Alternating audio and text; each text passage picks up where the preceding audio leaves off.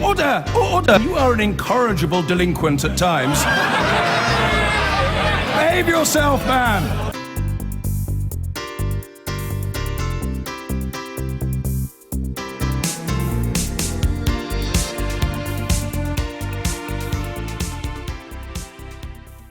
I'm now joined by Mr. Grumpy himself, Stewart Lee. He's as well known for his withering columns as his one-man comedy shows, while his writing credits include Jerry Springer the Opera.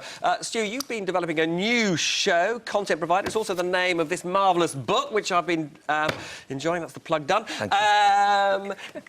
It's a terrible time for you. There's literally no material in the outside world, is there? The problem is there's too much and it's coming too fast. You know, and I've been trying to get together this new show since June. I hope to tour till April 2018. And obviously the narrative planks you'll build it on just keep falling apart or changing. I mean, this is what I had to put in last night as the news. That's last night's extra notes from yesterday's news developments. Right. That I'm obviously you can't take a close for that because there's words on there that can't appear on television. So they weren't fresh for this morning then. No, they weren't. That's I think what we've just learned is he hasn't had a bath to come on the show. Well, actually, sometimes what happens is I'd go to sleep on my hand and I wake up with the names of politicians written across my forehead in the morning backwards. But so it's very difficult. But actually. One of the things that was sort of cheering this week amidst all the chaos was I did pass the point where I started to find it funny how unpredictable everything is and the things that you never would have seen coming, living in a metropolitan liberal elite bubble as I do near Ed Balls. So actually I kind of think, you know what, embrace the chaos of it. And actually audiences I've found are so delighted to hear you talk about Trump and Brexit and things like that. It's like a pressure valve has been released for someone to do something stupid about it. You know, it's been like really. And so, are you basically doing therapy for the metropolitan elite? Is that your role now? Well, at the moment, it feels like that because I've done. Last week, I did preview shows in all the cities where I sell best, which weirdly were all Remain voting cities, and I don't know what that tells you about an audience. But so it'll be interesting to take it out on the road. Well, your tour will go into the towns as well. Yeah, it will go everywhere, and it's going to be interesting to see. You could, you know, reunite the nation. Well, I think that's my job to do that. And it's going to be interesting to see how stuff plays because you know it's a 50-50 split basically in the country about opinion about things. And the Stephen Green is a club comic from Brighton, and he wrote a great piece online about how if you're in a club, if you're a club comic, you're the servant of the audience, and if you talk anything about politics at the moment, half the room are going to be antagonised by it, whatever your position. I mean, arguably, the sort of golden age for stand-up, challenging comedy with the Thatcher years. Do you think could this be a new golden age? This is something for a cultural historian, but I think you know the rock music and comedy and fringe theatre and stuff. That used to be called the counterculture, and it was counter to something.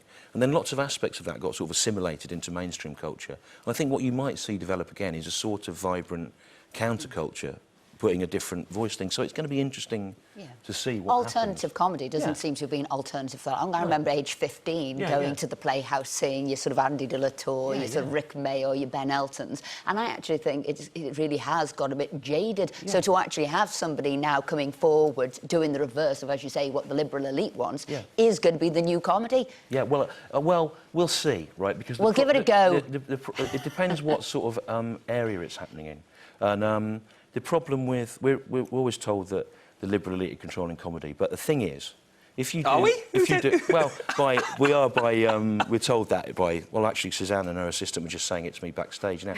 But the problem is if you're doing stuff on TV or you end up doing it on a DVD or in a column, everything in there, even the most mad ideas, have to be checked by legal. But they have to be based on some sort of definable premise. Whereas a lot of the more reactionary comedy is happening on Twitter, it's happening on Facebook, it's in sort of unregulated areas, so they can kind of say different things. And why do you hate social media so much? Why won't you do any of that stuff? Because I think... Steal your jokes too quickly? Well, it's partly that, but also because I think that what I do is... things work in a context over 2 hours, and I was on the Today programme recently with... the grumpy old Scottish bloke on that, whose name I've forgotten. But they was Nocty, and he took a line out of a 45-minute bit and took me to task for that. And as many times as I could say, it has a context, and that context is 45 minutes long, it doesn't seem to land. I think what social media does is it reduces everything to these decontextualised ideas, and then you're hung out to dry about something that wasn't what you said anyway. So I think the best thing to do for me is I totally avoid it in every way. I don't do Twitter Don't you think or anything. people are going to live shows more than they ever were? It would seem so, and the good thing about a live show is you can control the context, you can control your tone. Like, for example... So social media hooks them in, but they actually want to come and see you do it. Yeah, I mean... But anyway, the great news is, obviously, that your liberal elite lifestyle is going to be sustained for a little bit longer now. We did have a poll about what is the balmiest thing that our viewers think could yet happen. Allegra, what did they think? I thought Allegra was going to tell us. Sorry, God, it's been a triumph for broadcasting today. So it turns out, anyway, that 48% thought that you are going to win Strictly as the most bizarre event of the next year. Look, if you made a bet, cash out. That's my view.